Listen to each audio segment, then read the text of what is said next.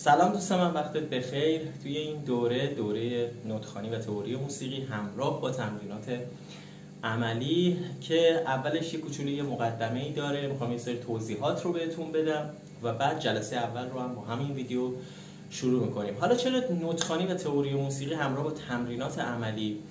این جرقش از یه جایی خورد که من چندین سال پیش حالا رفتم یه جای سازی بخرم، یعنی یه گیتار بخرم که اون طرف وقتی از خودش شروع کرد به تعریف کردن و اینا چندین مدرک داشت، حتی از کشورهای دیگه، دروغ هم نمیگفت، واقعا مدرکاش بود، روی دیوار زده بود و اینا. و وقتی گذشت و من میخواستم ازش ساز بخرم، دست به ساز شد که یه چیزی بزنه برای من با گیتار، دیدم اونقدری که این همه تئوری موسیقی بلده، علم موسیقی رو بلده، ولی توی گیتار زدن خیلی ضعیفه. خیلی من این موضوع ذهن منو درگیر کرد که مثلا چرا اینجوریه و اینا. خلاصه بگذاریم. حالا از اونجا این جرقه توی ذهن من خورد که آدم وقتی که یه علمی، یه موسیقی، یه علمی که داره یاد میگیره، چقدر خوبه که بتونه اون علم رو عملی بکنه. یعنی اون حالت، میگن عالم بی عمل زنبور بی عسل، اون حالت به درد بخور بودن آدم داشته باشه. توی این برنامه، توی این دوره میخوام علم موسیقی رو همراه با تمرینات عملی، حالا من با ساز گیتار میخوام توضیح بدم. ولی این نکته رو بهتون بگم که تئوری موسیقی یه زبان مشترکه که شما حتی اگر سازهای دیگه هم دارید میزنید، حالا ویولون داری میزنی، پیانو داری میزنی، هر ساز دیگه‌ای هم که داری میزنی میتونی استفاده بکنی. حالا من نوتا رو مثلا روی ساز گیتار دارم میگم، شما اگر جایگاه نوتا رو روی ساز خودت بدونی، پیانو رو هم کلاویه‌هاشو براتون میکشم توضیح میدم که اگر کسی داره با پیانو تمرین میکنه میتونید تمرین بکنید، یا حتی اگر حالا با گیتار که بکنم تعداد افراد بیشتری میخواید با همون گیتار تمرین بکنید، تمرین میکنید و بعداً شاید بخواید ساز دیگه‌ای هم یاد بگیرید. اون موقع خیلی جلو افتادید، تئوری موسیقی رو بلدی، خیلی زودتر به نتیجه میرسید. بریم سراغ این که توضیح بدم که چه مباحث رو میخوایم کار بکنیم، چه جوری کار بکنیم میخوایم. چون که توی تئوری موسیقی یه سری چیزا بچه‌ها حفظیات، این زبان دیگه، یه سری چیزا رو باید حفظ کنید و میخوام یه سری نکته ها، یه سری کلیدا، یه سری چیزا رو بهتون بگم که خیلی راحت بتونید حفظ بکنید و یه جوری باشه که دیگه از یادتون نره. بریم سراغ آموزش جلسه اولمون. من اول بگم که چه مباحثی رو میخوایم کار بکنیم، تیتراشو بهتون بگم و بعد شروع کنیم. خب ما توی این جلسه میخوایم نوت‌های موسیقی، یعنی 7 نوت موسیقی، خطوط حامل، کلید سل و نوت‌ها روی خطوط حامل و بینشون، یعنی جایگاه نوت‌ها روی 5 خط حامل رو کار کنیم و یاد بگیریم. حالا فعلا من اینجا نوشتم، دوربین رو میارم جلو، فقط از روی تخته باشه و از نکته اول نوت‌های موسیقی شروع میکنیم و این 4 تا مبحث رو توی این جلسه اولمون تکمیلش میکنیم. خب بریم سراغ اولین مبحثی که میخوایم کار بکنیم، نوت‌های موسیقی یا همون 7 نوت موسیقی که به ترتیب از نوت دو شروع میکنم به نوشتن. اول فارسیشو بنویسم: دو، ره، می، فا، سل، لا، سی. آخریش هم دوباره میرسه به دو، چون اینا توی یه چرخن به همون اسکیل یا گامی که میگیم، شاید اسمشو زیاد شنیده باشید، به خاطر همون که توی چرخن از هر کدوم شروع کنید به خودش برمیگرده، مثلا می، فا، سل، لا، سی، دو، ره، می. بعد اینو هم به صورت رفت خیلی بهتره که حفظ بکنید و هم به صورت برگشت. اگر میخواید راحت‌تر اینو حفظ بکنید، بچه‌ها شعر خیلی کمک میکنه به حفظ کردن. مثلا اگر شما یادتون بیاد همه کلاس زبان رفتن، مدرسه هم که رفتیم به ما انگلیسی رو یاد دادن. ABCD رو یادتونه چجوری حفظ میکردیم؟ ABCDEFG HIJK LMNO PQRS.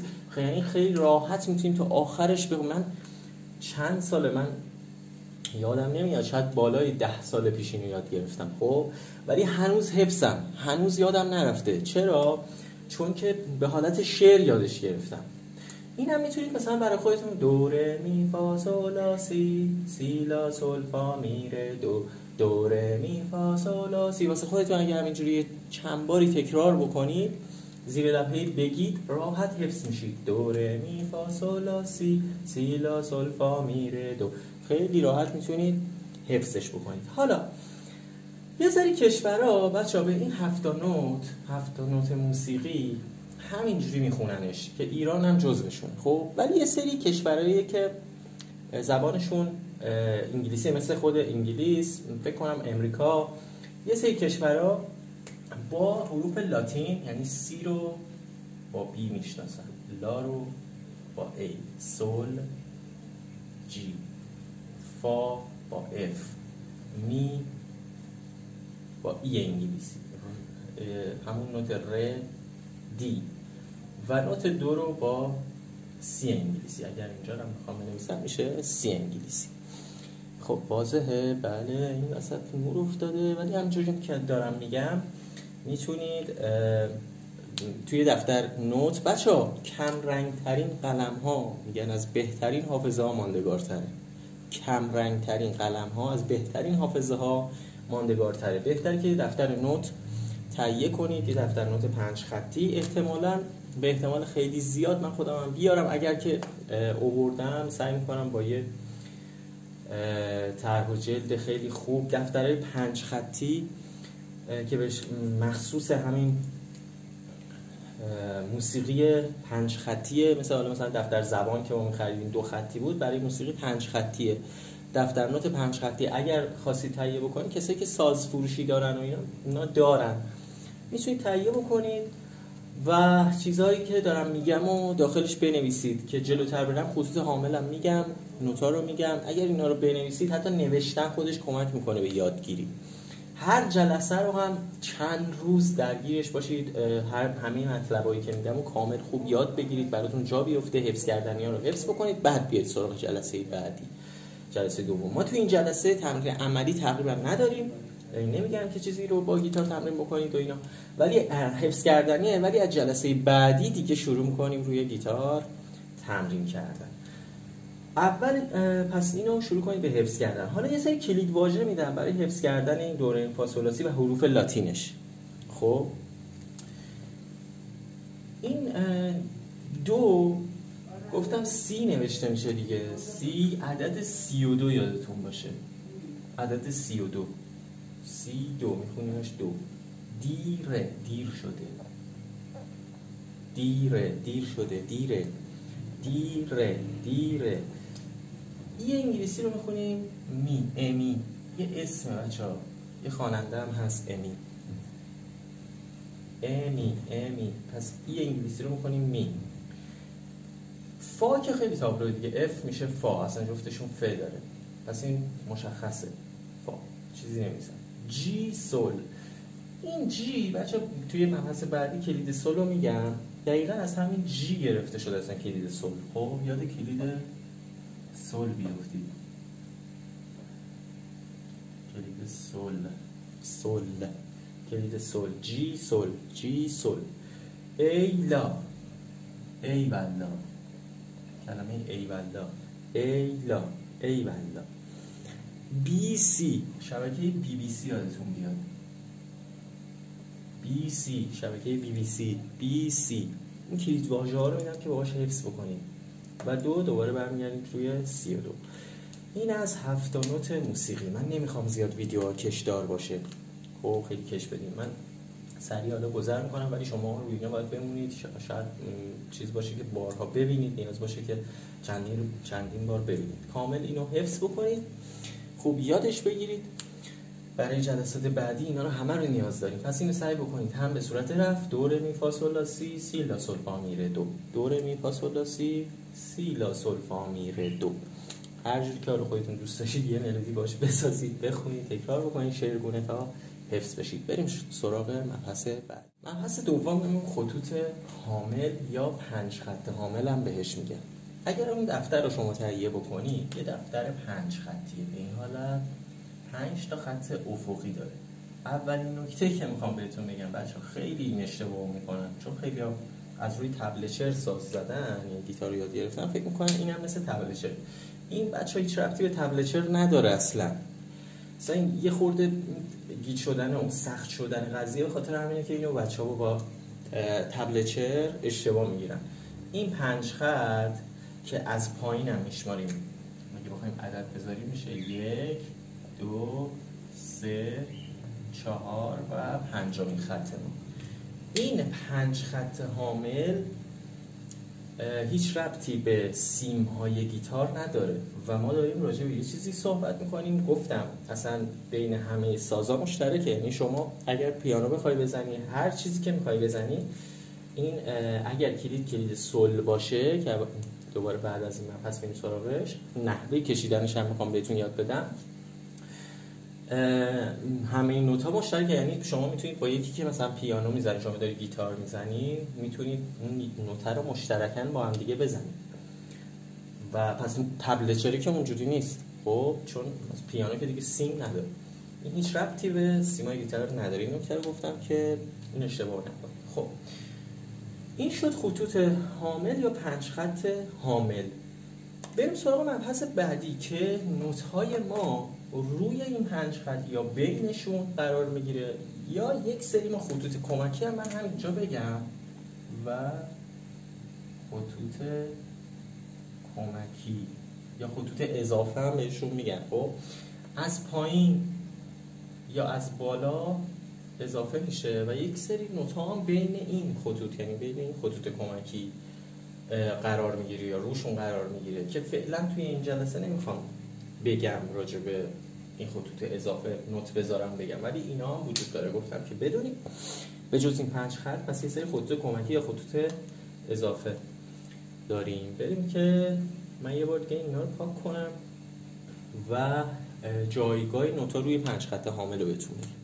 سوم، یعنی قبل از اینکه بخوام جایگاه اینا رو بگم، باید کلید سول رو من روی 5 خط بذارم. کلید سول کلیدیه که وقتی روی 5 خط حامل قرار میگیره، اون خطا رو، یعنی اون 5 خط رو تا آخر صفحهش، تا آخر صفحه نه تا پایینا، فقط همون 5 خط به اسم خودش ثبت میکنه. یعنی اگر ما مثلا کلید فا، کلید دو بذاریم، اون موقع دیگه از روی کلید دو شما باید نوتا رو بشناسید و وقتی که کلید سول میذاریم متوجه میشید که نوت سولتون کجا قرار داره. یادتونه بهتون گفتم که از روی جی میشد سول دیگه، گفتم جی رو با کلید سول حفظ بکنید، دوره این فا سول لا سی سول جیه. حالا چجوری میتونید بکشید؟ ببینید ما جایگاه نوتمون روی خط دوم نوت سوله. اینجا میتونید به این نقطه‌ای که من کشیدم روی خط دوم میگن سول. میتونید اینجا یه دایره اینجوری بکشید، این میشه دقیقاً شبیه جی. بعد میره بالا و برگرده. این شکل شاید خیلی دیده باشید. طبق این ویدیو میتونید کلید سول کشیدن رو یاد بگیرید. پس یه دونه به این حالت نقطه، خب نقطه شروعشه، میره بالا، اول عین جی میشه، این تا اینجا که میاد عین جی میشه، میره و این حالت میاد پایین. اینو بهش میگن کلید سول که با همین ویدیو اگر تمرین بکنید نحوه کشیدنش هم میتونید یاد بگیرید. اینو به شکل‌های گردنبند و انگشتر و اینجور چیزا شاید دیده باشید توی جای دیگه که همون کلید سوله که وقتی که میاد اینجا از روی خط دوم شروع میشه، یعنی هر نوتی روی خط دوم باشه میشه سول.